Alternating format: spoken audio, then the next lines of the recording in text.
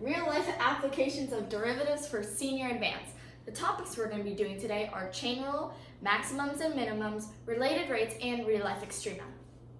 So our first topic of today is chain rule. Now you may be wondering, what's chain rule? Well, chain rule by far is the most annoying and important thing in finding derivatives. So you might be wondering, what exactly is this chain rule you speak of? Well, here's the formal definition. Here's a bit of a warning. It's going to sound a lot like gibberish and it'll make no sense at all. But once we do a problem right after I tell you what it is, then you'll understand it.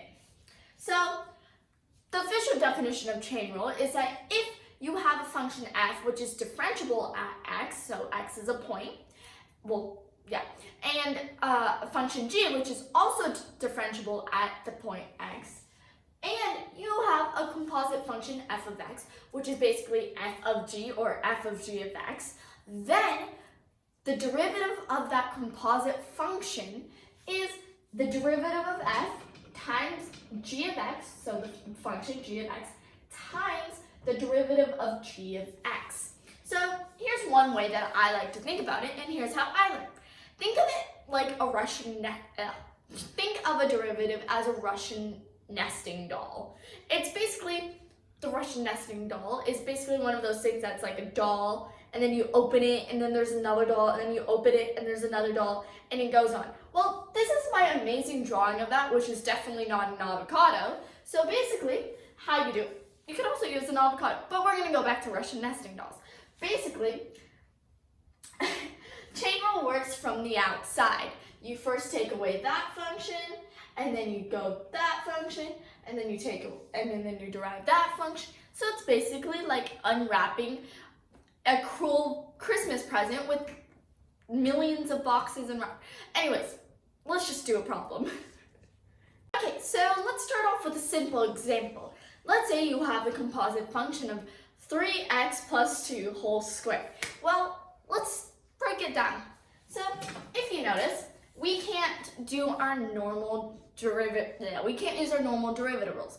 Sure, you can expand it and then find the derivative individually, but we're not going to do that because we're trying to learn this.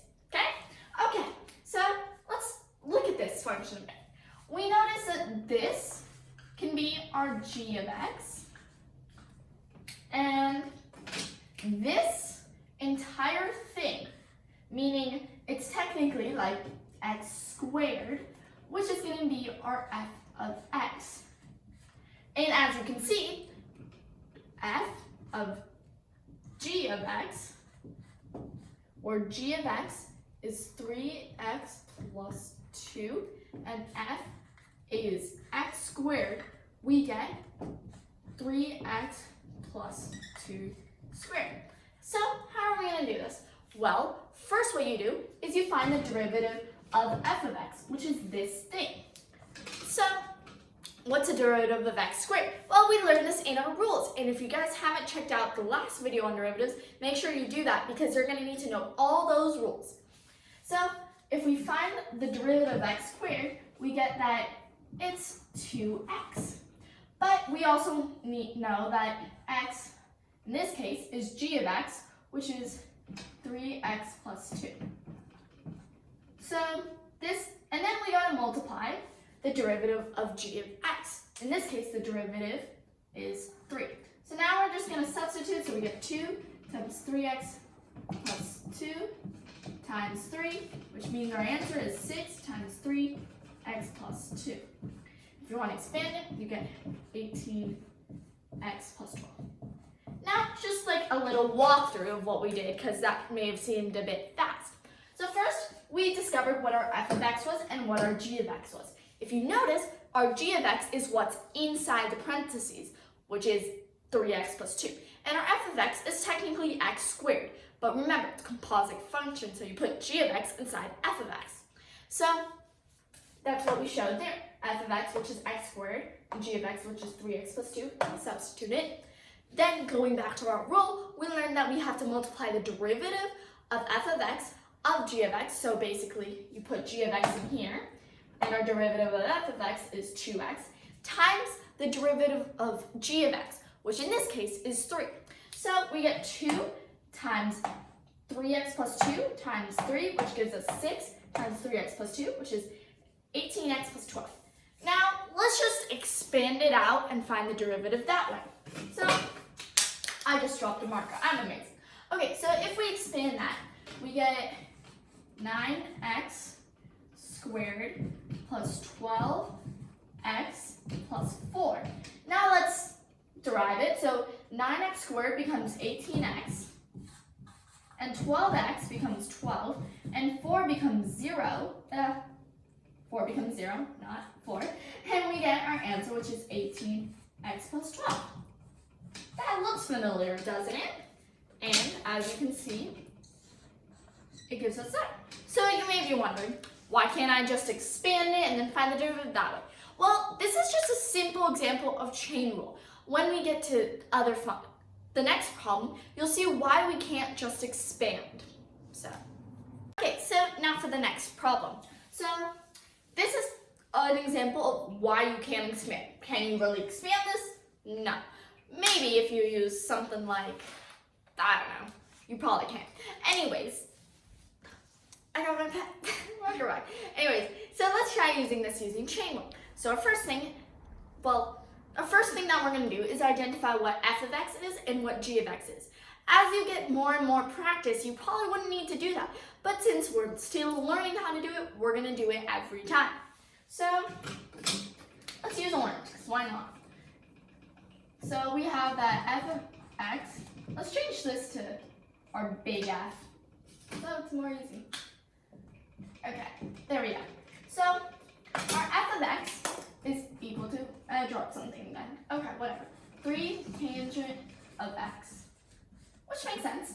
And our g of x is equal to pi x squared. And if you think about it, f of g of x is 3 tangent of pi x squared, meaning you're just putting that in there. So now let's go by what our rule says.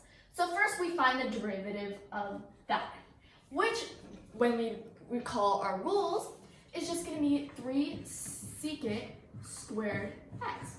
This blue is really pretty.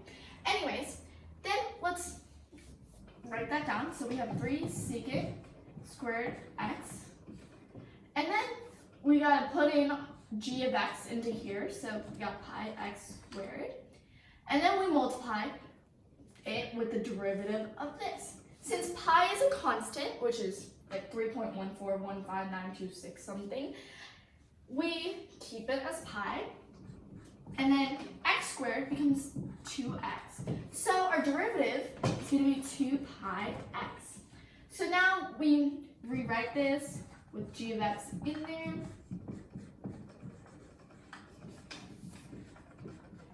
Now let's multiply it out.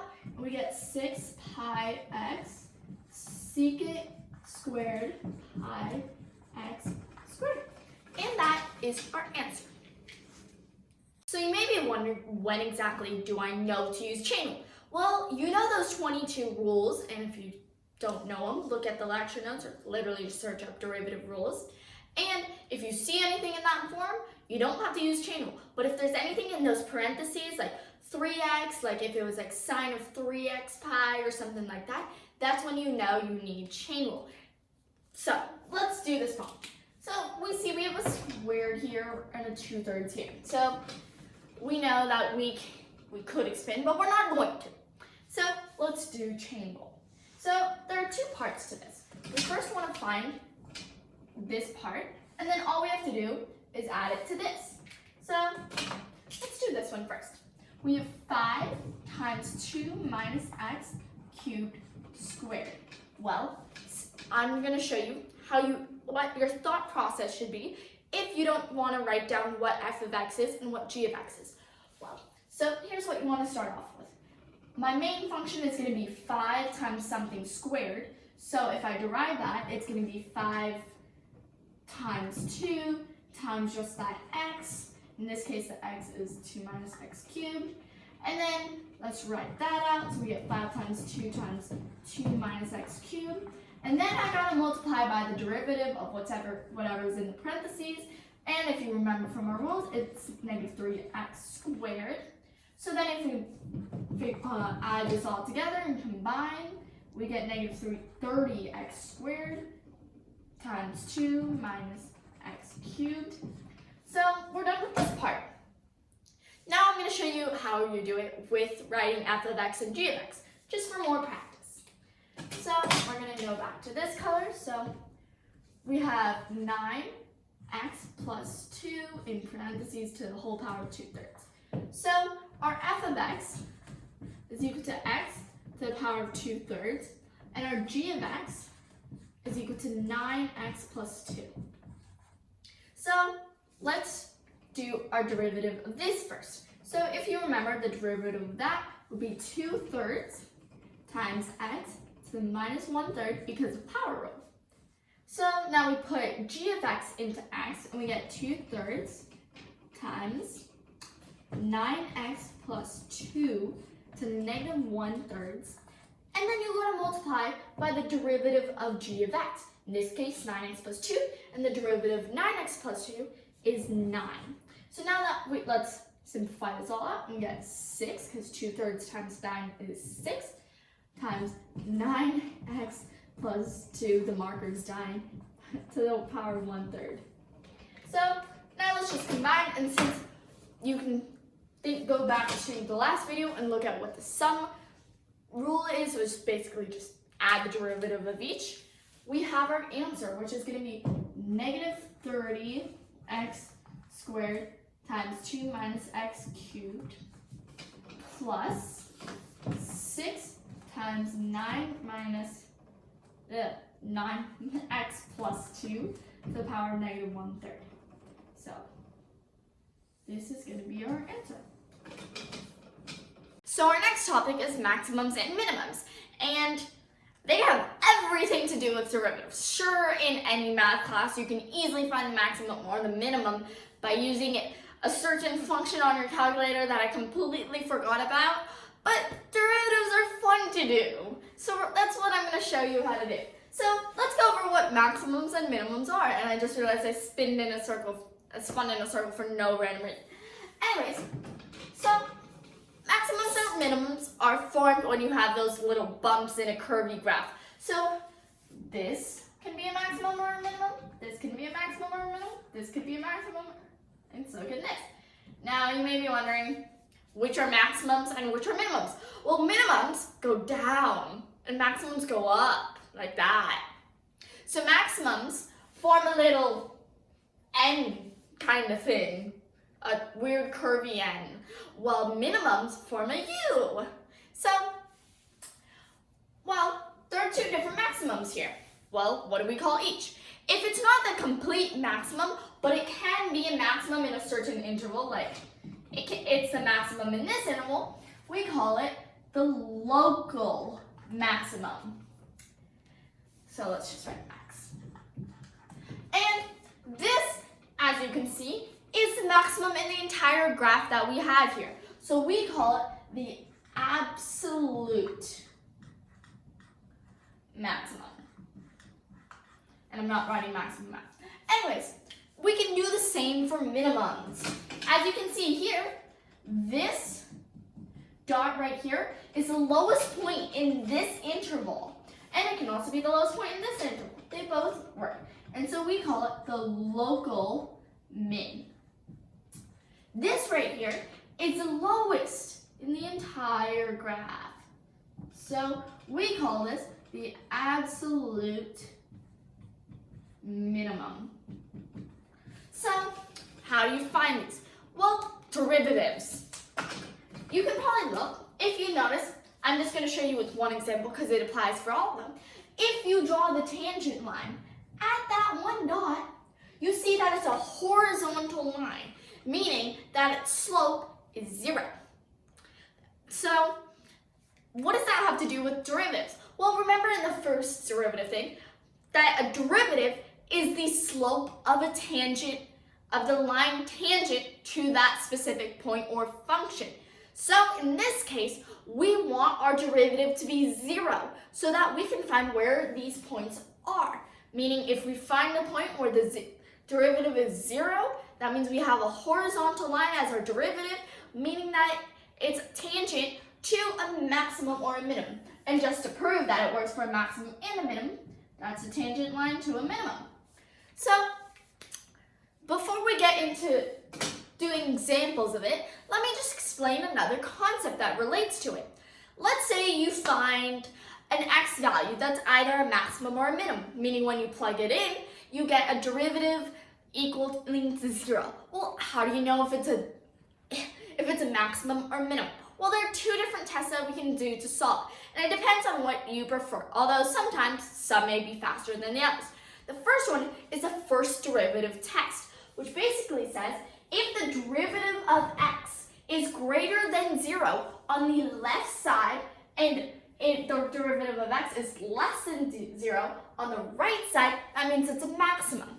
Just to show you in motion, and I'm running out of colors, this is our maximum. If you draw the derivative like that to both points here and here, to the left you notice you have a positive slope, that this is a positive derivative. And to the right you have a negative slope, meaning that it satisfies that condition. So remember, if it's positive on the left and negative on the right, because it goes down, then it's a maximum. Now, for minimums, if you have, where should I draw this? Let's just draw another minimum, because I can't. So let's say that's our minimum. If we draw our tangent slopes, here we have a negative slope on the left and a positive on the right, meaning that if the derivative of x is less than 0 or negative on the left side, this is my left, so left, and the derivative of x is greater than 0 on the right side, that means you have a minimum.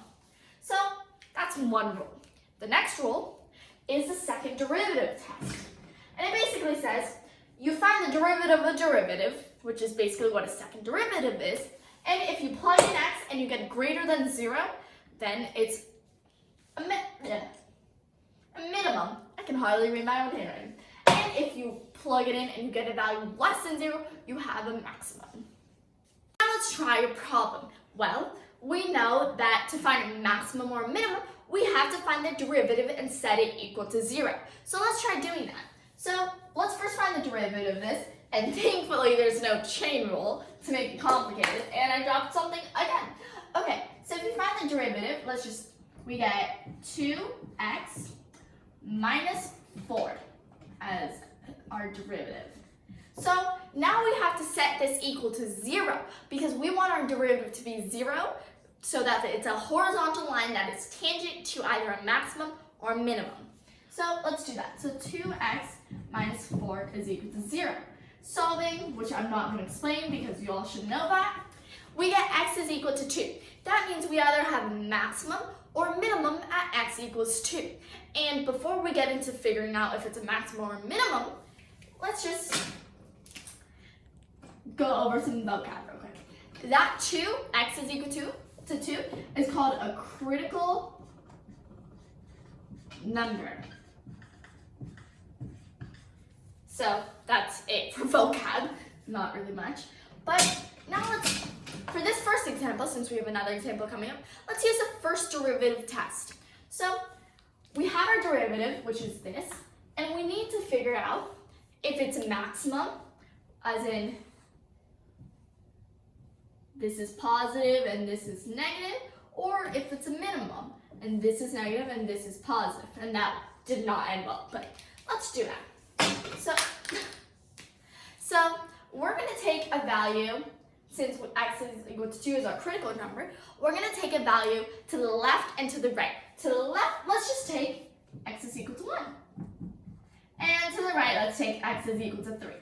So when we plug in x is equal to 1 into that, we do 2 times 1 is 2, minus 4 is negative 1, so the derivative of f of 1 is negative 2. I forgot what I wrote. Yeah, that's right. And then if we plug in x is equal to 3, we have the derivative of f of 3 is equal to 2 times 3, which is 6, minus 4, which is 2. So we notice that this, let's just use another color, is negative, and this is positive. So the left is negative and the right is positive. And if you look here, the left is negative and the right is positive. So that means x is equal to 2 is a minimum. But we're not done yet. We just found the x-coordinate of our minimum, but we need our y, that poor y, getting ignored all the time. So we have to plug in our value of x is equal to 2 back into this original function to find our coordinates. So we have 2, comma, and then 2 squared is 4. 4 minus 4 times 2 is 8. 4 minus 8 is negative 4 plus 7 is 3. Just to make sure, 4 minus 8, negative 4. Yeah. So this is a minimum. Okay, so this example may look intimidating at first, but fear not, I am here and this is not intimidating at all. And once again, we don't have to use chain rule, so that's great. So let's use black. So let's first find the derivative. So f power x derivative of x is, so we bring the 3 in front because of power rule, so let's just skip through this. And we have 3x plus 1. Thankfully, that goes away. So this is our derivative. And remember, it's all because of power rule. And so, now let's set this equal to x. So 0 is equal to x squared plus 3x plus 1. Now you may be wondering, where do I go from here? Well, let's use the quadratic formula. Because why not? Because that's how we're going to find what x is, because we can't factor it. So once we do that, we have negative b plus or minus square root of b squared minus 4acl over 2a. So that's what we get. So now let's just simplify this. So we have negative 3 plus or minus square root of 5 over 2. So we have two critical numbers here. We have negative 3 plus square root of 5 over 2 and negative 3 minus square root of 5 over 2. So here's what we're going to do. We're going to use our second derivative test to find out each one. So first, let's figure out negative 3 plus square root of 5 over 2. So let's take the derivative of this, which is 2x plus 3. So if we plug that in, and just for reference, it's always good so you don't have to solve it directly. This is around let's just say 1 for now. I'm pretty sure it isn't, but let's just say it is. So negative 3 plus 2.1 is going to be negative 0.9 over 2. So this means this is around negative 0.45. Just so we can figure this out. So if we have negative 0.45, plugging it into this is going to be around 1-ish, plus 3. So that's going to be positive. Meaning, because of the second derivative rule, then we have a minimum here. So let's do the same thing for negative 3 minus square root of 5 over 2. So this again is around 2.1. So this should be around negative 3 minus 2.1, which is negative 5.1 over 2, which is around, let's just stick with negative 2.5. So we plug this into here, and we have around negative 5 plus 3 is negative 2. So that's negative. So this is a maximum. So as you can see, we didn't really have to find the exact value, and we just did it in our head. So we have a positive derivative here, meaning it's a minimum, and then we have a maximum here, and because we're not going to go through the process of plugging this in because that would be a nightmare, we're just going to leave it at that. So our next topic is related rates. And you might think, why do we ever need derivatives? We're never going to use them in real life. Well, you partially are kind of going to use them. And so, what is related rates? It's basically when you find rates of change with relation to time or with respect to time. So let's try an example because that makes no sense whatsoever. So an example that you might encounter is the radius r of the outer ripple is increasing at a constant rate of 1 foot per second. So basically, we have a little ripple, and basically this is saying when you throw a rock into a lake, please don't do that, you're going to kill the ducks there, but if you throw a rock into a lake, you know how it ripples? That's what we're trying to figure out. So we have the radius r of an outer ripple, and it's increasing, meaning it's going out. That looks like the sun. Don't worry, this isn't the sun. And it's increasing at a rate of a constant rate of 1 foot per second. So we want to find what is the rate of the change in area when the radius is 4. Well, you might think, well, all I have to do is plug 1 foot per second and just put it in, and that's my rate of change. Well, the thing is, the rate is gonna change because it's area, it's squares, and every time it adds another foot. So let's just try an example. Well, let's just try solving this. So we have 1 foot per second. So let's rewrite that as dr over dt, which basically means the rate of the change in r as with the change in t. And that's what basically derivatives are. The d stands for change. I ran out of space. So that the change in r over the change of t is 1. So now let's find the area. So the area is basically pi r squared. So we want to find the rate of the change, meaning in area. So we have to find the derivative of the area. So dA over dt is equal to pi r squared. Well, we don't really know what r is, so we have to substitute it with dr dt. So we get 2 pi dr dt. So now all we have to do is plug in, oh, and there's an r. Now we have to plug in 1 for dr dt and 4 for r. And we do that, we have 2 pi 1 4, which gives us the answer of 8 pi, which is the change in the area per a second. So the second problem is kind of long, so I'm not going to write it like I did before, but instead let's read over it and I will write down the important information. So an ice cube is melting such that all edges of the ice cube are decreasing at a rate of 1 millimeter per second. So one important thing is that we have an ice cube. Shape is very important in these problems. And the edges. So the edges, it's also important to know what's decreasing, are decreasing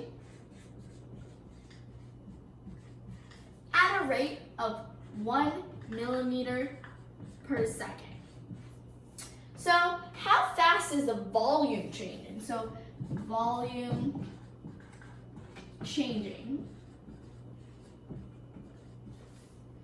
when each edge is 1 millimeter. So this is what we're trying to find. So we have an ice cube, the edges are decreasing by 1 millimeter per second, and the volume is changing. We want to know how fast the volume is changing when we have 1 millimeter as our side length. So if you know a cube, let's just draw it real quick.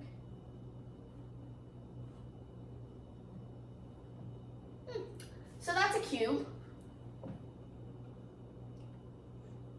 And the volume of a cube is V is equal to S cubed. where S is the side length. So what do we know? We know that the change in the side length, while time changes, is 1 millimeter. And we want to find dv dt when it's 1. So dv dt is going to be the derivative of s cubed. So that's just going to be 3s squared, and since we also, which is that, we also have to multiply by ds dt because we don't know how fast this is changing.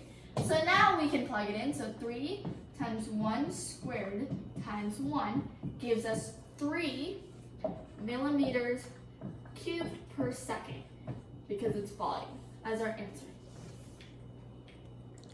Now for our last topic, which is real life extreme math, which basically takes what we learned in maximum and minimum and puts it together for real life. The example I have isn't necessarily real life, but this concept is still applicable. So our problem is find two numbers whose product is 185. So our two numbers are going to be x and y, and their product is 185. And their sum has to be a minimum. So let's start off, since we have two variables here, let's make it 1. So we're going to solve for x. So x is basically equal to 185 over y. So now let's plug this back into here. So 185 over y plus y has to be a minimum. So we're going to find the derivative of this. And to find that, let's rewrite this as 185 y to the negative 1 plus y.